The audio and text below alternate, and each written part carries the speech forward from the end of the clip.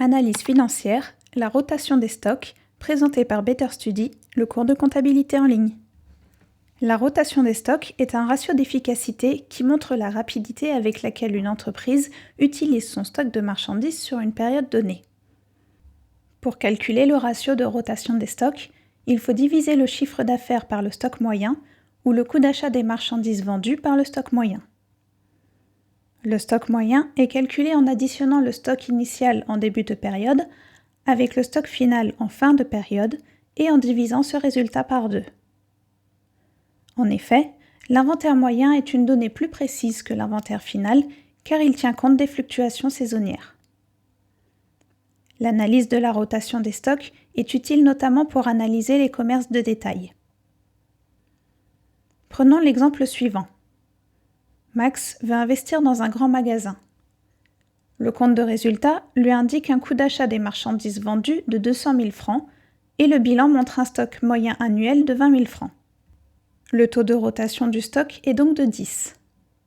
Cela signifie que Stornik a vendu 10 fois son stock de marchandises au cours de l'année, celui-ci a donc été entièrement renouvelé 10 fois.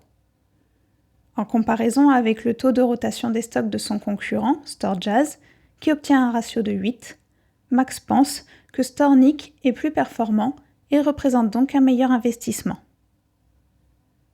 Max va également analyser les ventes des magasins du même secteur pour déterminer la croissance du détaillant dans les magasins établis plutôt que dans les magasins nouvellement ouverts.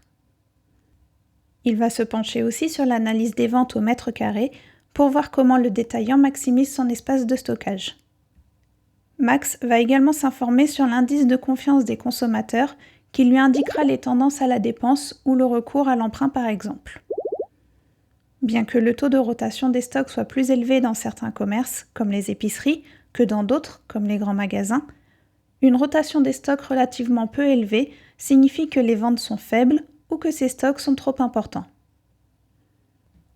En plus des ventes insuffisantes, un stock qui stagne peut se détériorer et perdre de la valeur, ce qui est mauvais pour le résultat net de l'entreprise.